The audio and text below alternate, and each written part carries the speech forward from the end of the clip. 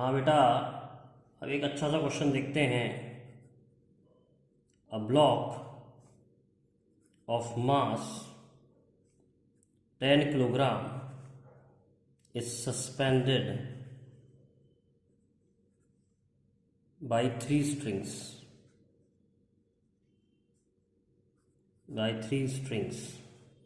as shown. Find T2। कह रहा है एक ब्लॉक है जो कि 3 स्ट्रिंग से बदला हुआ है और 10 किलोग्राम का ब्लॉक है। एक स्ट्रिंग में टेंशन T2 है, एक स्ट्रिंग में टेंशन T3 है।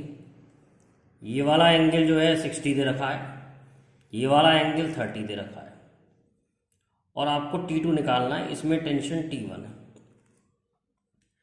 अब ये टेंशन जो है, इसमें जो मार्क है इसको हम अपनी तरफ से मार्क करेंगे जिस तरीके से हमने क्लास में पहले बताया है। इस पॉइंट पर टेंशन इधर की तरफ होगी T3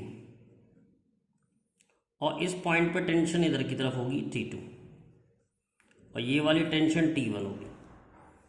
बॉडी का जो मास है वो 10 किलोग्राम है तो उसका वेट हो गया 10G। अब ध्यान से देखें, जब भी फोर्स एंगल पर होगी तो हमें कंपोनेंट करने पड़ते हैं। तो ये वाला जो एंगल है ये 30 होगा ऑल्टरनेट एंगल और ये वाला जो एंगल है ये 60 होगा ऑल्टरनेट एंगल। अब हम T3 के कंपोनेंट कर लें। एक अलॉन्ग एक्स एक्सिस उसे कहेंगे T3 cos 30 और एक अलॉन्ग वाई एक्सिस इसे कहेंगे T3 sin 30। ये पहले ही बता चुके हैं कि एंगल के पास वाला cos होता है और एंगल से दूर वाला sin होता है।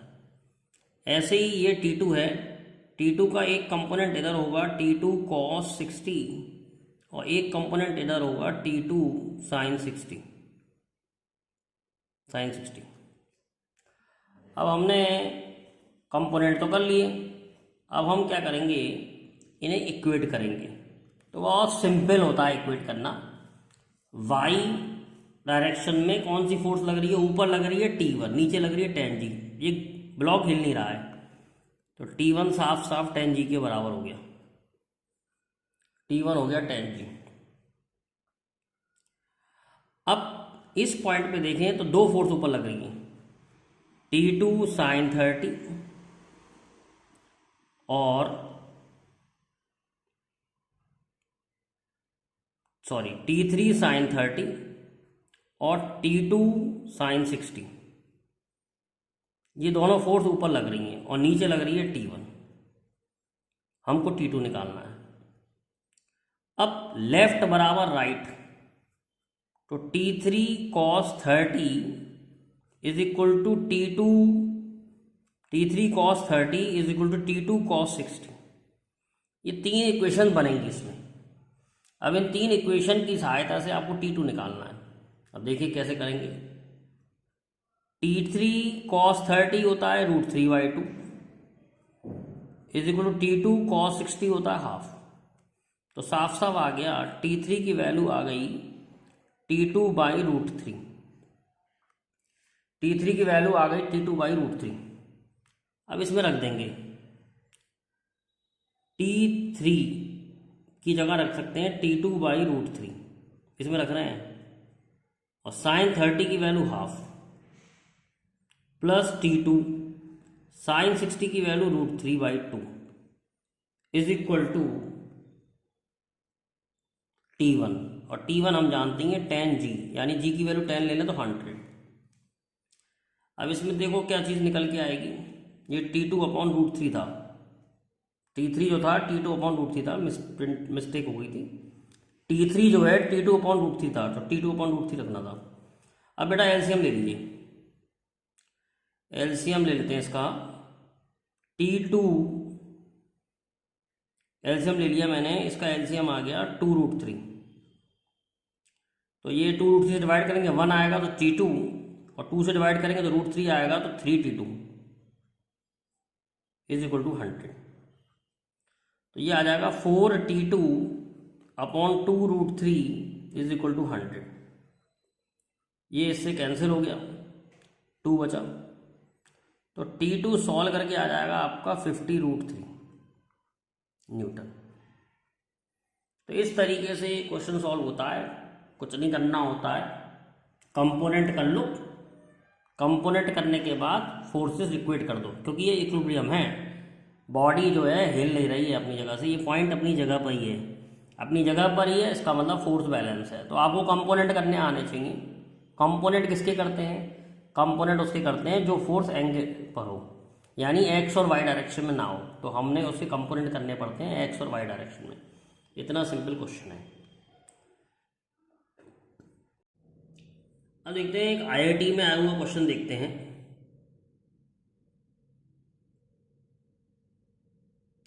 For a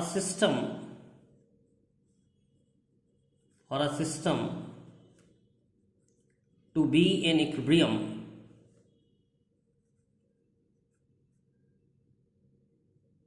for a system to be in equilibrium, find angle theta। ये आईआईटी में आया हुआ क्वेश्चन है। तो डायग्राम दे रखा है इसका, एक डायग्राम बना लेते हैं। कह रहा ये एक पुली है, ये एक पुली है, इससे 2 स्ट्रिंग जा रही हैं, और स्ट्रिंग का जो मास है, सॉरी ब्लॉक का जो मास है वो √2m है, और 2 ब्लॉक यहाँ टंग रहे हैं जिनके मास m और m है। इनके मास m और m है, ये 2 ब्लॉक लटक रहे हैं। तो आपको ये वाला एंगल निकालना है थीटा। हिल नहीं रहा है सिस्टम, इक्विलिब्रियम लिखा हुआ है। जब इक्विलिब्रियम लिखा होता है तो सिस्टम अपनी जगह से नहीं हिलता है, तब हमारी फोर्सेस बैलेंस होती हैं बेटा। बहुत सिंपल क्वेश्चन है। सबसे पहले वेट मार्क करा करो। तो इसका वेट mg हो गया, इसका वेट mg हो गया, इसका वेट हो गया √2mg। अब नेक्स्ट जो चीज मार्क करने वाली होती है वो होती है टेंशन। इसमें टेंशन T इधर होगी, इसमें टेंशन T इधर होगी, इसमें टेंशन इधर होगी, इधर टेंशन इधर होगी। टेंशन जो होती है बॉडी से दूर मार्क करी जाती है, इसमें टेंशन इधर होगी, ये टेंशन मार्क हो गई। मैंने बताया था, बड़ा सिंपल सा कंसेप्ट है कि टेंशन के कंपोनेंट कर लो। इस टेंशन के एंगल पर है, एक्स और वाई डायरेक्शन में नहीं है, तो इसके कंपोनेंट कर लो। तो इसका इधर कंपोनेंट आएगा T cos थीटा, और इधर कंपोनेंट आएगा T sin थीटा। ऐसे ही इस वाली टेंशन का भी इधर कंपोनेंट आएगा T sin थीटा, और जो इधर कंपोनेंट आएगा ऊपर की तरफ वो आएगा T cos थीटा। तो हमने देखा T cos थीटा ऊपर है, T cos theta, 2 T cos theta ऊपर है, ये T sin थीटा तो कैंसिल हो जाएंगे। तो T sin theta cancels, T sin theta cancel हो जाएगा, और 2 T cos थीटा ऊपर है, तो 2T cos थीटा या T cos theta plus T cos theta is equal to √2mg। ये इस वाले ब्लॉक की इक्वेशन बनाइए। अब इस वाला ब्लॉक ये भी नहीं हिल रहा है, तो इसमें ऊपर फोर्स T है और नीचे फोर्स mg है, तो ये भी बैलेंस होंगे। तो 2mg cos theta is equal to √2mg, ये इक्वेशन बन गई। mg और mg कैंसिल हो गया, cos थीटा की वैल्यू आ गई बेटा √2/2, और √2/2 होता है 1/√2। तो किस एंगल के लिए cos 1/√2 आता है? 45 के लिए। ये आईआईटी में आया हुआ क्वेश्चन है। Theta is equal to 45 degree पहले आया था, लेकिन ठीक है क्वेश्चन, कुछ नहीं करना है, फिर वही करना है, कंपोनेंट करने हैं, और लेफ्ट बराबर राइट और अप बराबर डाउन, ये कंसेप्ट लग रहा है। तो इस तरीके से इसे सॉल्व करना होता।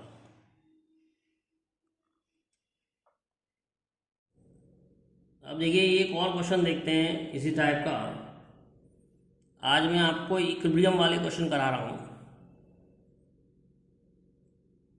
कह रहा है एक ब्लॉक जो है 3 स्ट्रिंग से बंधा हुआ है। ब्लॉक का जो मास है वो 60 किलोग्राम है।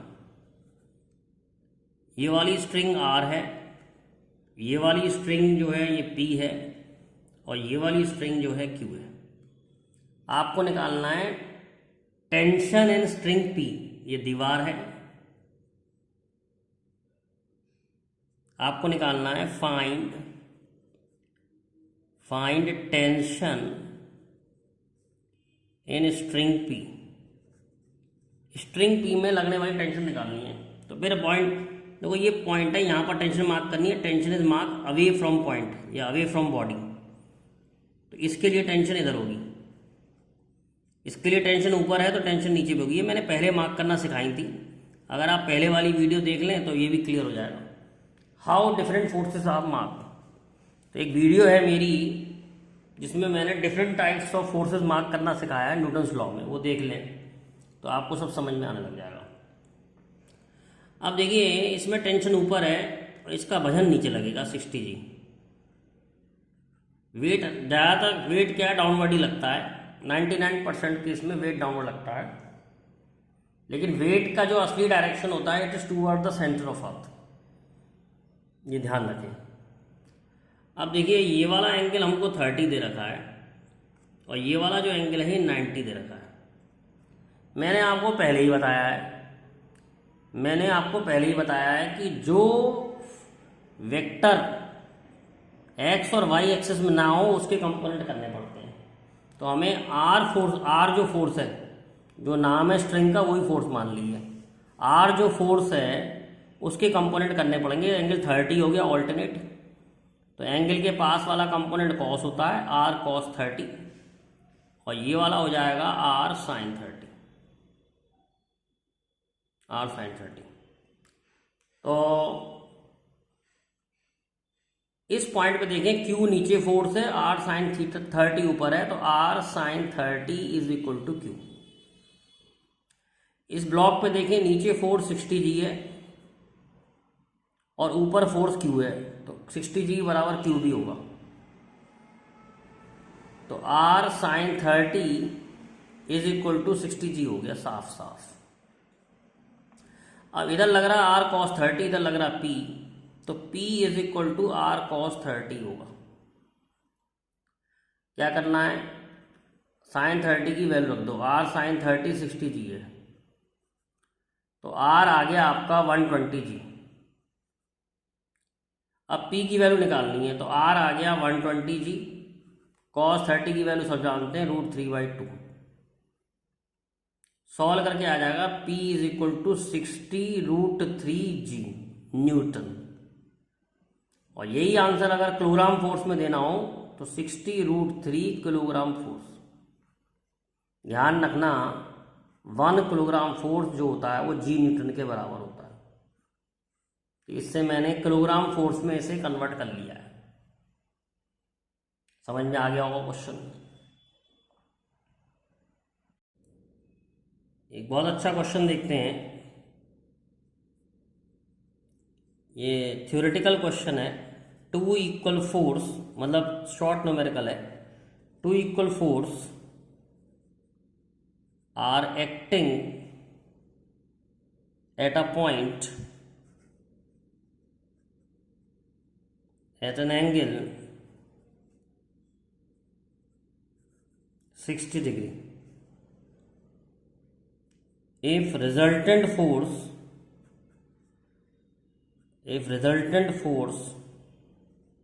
is 40√3 Newton, find magnitude of each force. तो ये थोड़ा वेक्टर से रिलेटेड है। रिजल्टेंट का फार्मूला हम जानते ही हैं। 2 वेक्टरों का रिजल्टेंट होता है a² + b² + 2ab cos theta. Actually में फोर्स एक वेक्टर है, तो 2 फोर्स का रिजल्टेंट दे रखा है 40√3 न्यूटन और दोनों फोर्स बराबर बताएंगे। तो इसको लिख लेंगे 40√3 न्यूटन और दोनों फोर्स बराबर है F² + F² + 2F² cos 60, angle 60 दिया हुआ है। cos 60 आप जानते ही हैं हाफ होता है, तो F square plus F square, half रखेंगे 2 कट जाएगा, एफ स्क्वायर। तो 40√3 इज इक्वल टू आ जाएगा सॉल्व करके √3 एफ स्क्वायर। तो हमारा सॉल्व करके आएगा 40√3 is equal to √3 F. √3 cancel हो गए, एफ की वैल्यू आ गई 40। ये एक सिंपल क्वेश्चन था, इसमें वेक्टर का एडिशन हो रहा था। It's a very simple question. ये बहुत अच्छा क्वेश्चन सॉल्व करने जा रहे हैं। एससी वर्मा में भी इस तरह का एक क्वेश्चन दे रखा है, तो वो भी हो जाएगा आपका। कह रहा है एक ट्रॉली है,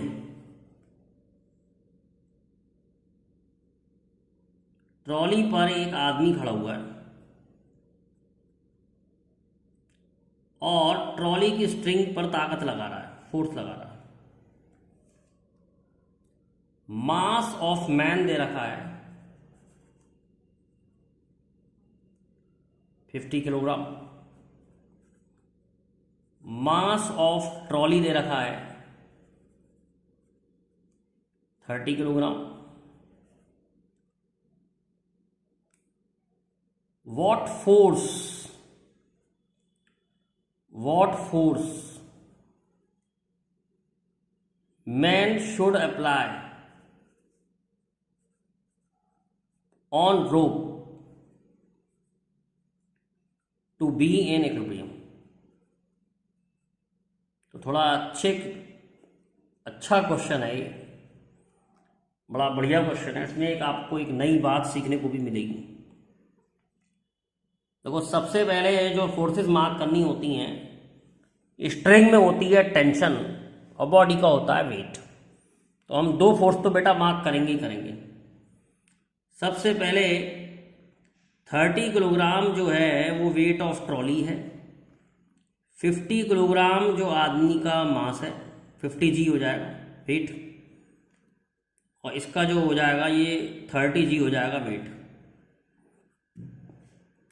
अब स्ट्रिंग, जब ये आदमी स्ट्रिंग को खींचेगा तो स्ट्रिंग भी तो आदमी को खींचेगी, उसकी टेंशन ऐसे मार्क करनी पड़ेगी ऊपर की ओर और पुली पे नीचे की ओर। ध्यान रखना, tension is mark away from body, इससे दूर, तभी हम कहते हैं टेंशन हमसे कोसों दूर। इसको टी माना है मैंने टेंशन को। इस पे टेंशन टी, इस पे टेंशन टी, मतलब रस्सी पे टेंशन टी लग रही है।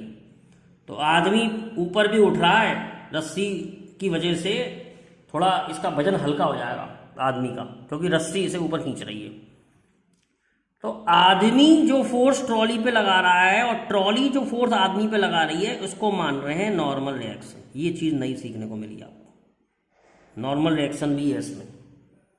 आदमी ट्रॉली पे खड़ा है तो उसका वजन ट्रॉली पे लग रहा है, उसको तो हम कह रहे हैं वेट।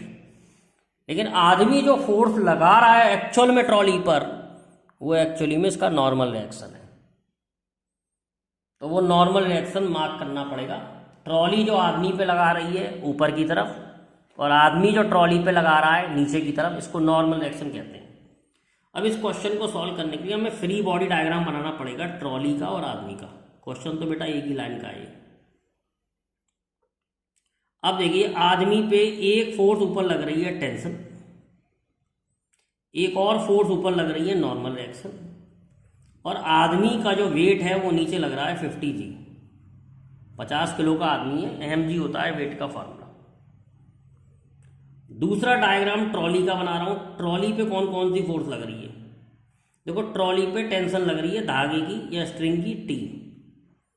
ट्रॉली पे नीचे की तरफ नॉर्मल रिएक्शन लग रहा है आदमी का, और ट्रॉली का वेट 30 जी। अब बच्चे एक सवाल पूछते हैं, आपने ट्रॉली पे आदमी का वजन क्यों नहीं लिया, वेट क्यों नहीं लिया? ले लिया है, इस नॉर्मल रिएक्शन में उसका वेट आ रहा है, तो 2 बार नहीं लेंगे। केवल हमने नॉर्मल रिएक्शन क्या माना है? आदमी जो फोर्स ट्रॉली पे लगा रहा है उसको नॉर्मल रिएक्शन माना है, और ट्रॉली जो आदमी पे लगा रही है उसको भी एन माना है। तो वेट नहीं लेंगे ट्रॉली का फ्री बॉडी डायग्राम बनाते समय। बहुत इंपॉर्टेंट बात है, यहीं बच्चे कंफ्यूज रहते हैं। तो मैंने सबसे पहली फोर्स मार्क कर दी, और इक्विलिब्रियम है। इक्विलिब्रियम में सारी फोर्स बैलेंस होती हैं, तो T प्लस N 50G हो गया, और T is equal to N plus 30G, और कुछ नहीं किया है, ऊपर वाली फोर्स बराबर नीचे वाली फोर्स, क्योंकि इक्विलिब्रियम है। इक्विलिब्रियम में क्या होता है, ऊपर वाली फोर्स और नीचे वाली फोर्स बराबर होती है। तो this is equation number 1, this is equation number 2। तो T minus N is equal to 30G आ गया, थर्ड इक्वेशन। इसको इधर ले गए N को। अब फर्स्ट और थर्ड को ऐड करेंगे तो N कट जाएगा, और T और T ऐड आ जाएंगे, तो 2T बराबर आ जाएगा 80G। तो टेंशन की वैल्यू आ जाएगी 40G। तो अगर आदमी जो फोर्स स्ट्रिंग पे लगा रहा है वही निकालना था, आदमी स्ट्रिंग पर कितनी फोर्स लगाए वही निकालना था, वो टेंशन है। तो टेंशन की वैल्यू आ गई 40G। सपोज इसमें नॉर्मल रिएक्शन और पूछ ले, तो 40G plus N is equal to 50G। तो N की वैल्यू आ जाएगी 50G माइनस 40G। तो इस समय आदमी जो दबा रहा है ट्रॉली को, वो 10G से दबा रहा है। देखा, आदमी का पूरा वजन नहीं आ पा रहा है 50G, क्योंकि रस्सी भी आदमी को ऊपर खींच रही है। तो उसका जो वजन ट्रॉली पे जो बैठ रहा है वो केवल 10G बैठ रहा है। 10G वो फोर्स है, नॉर्मल रिएक्शन वो फोर्स है जो आदमी ट्रॉली पे लगा रहा है और ट्रॉली आदमी पे लगा रही है। बड़ा इंपॉर्टेंट क्वेश्चन है। ओके, अगर आपको मेरे कराए हुए न्यूमेरिकल अच्छे लगते हैं तो प्लीज़ मेरा चैनल सब्सक्राइब करिए, आपको हम और बढ़िया बढ़िया न्यूमेरिकल्स भी कराएंगे।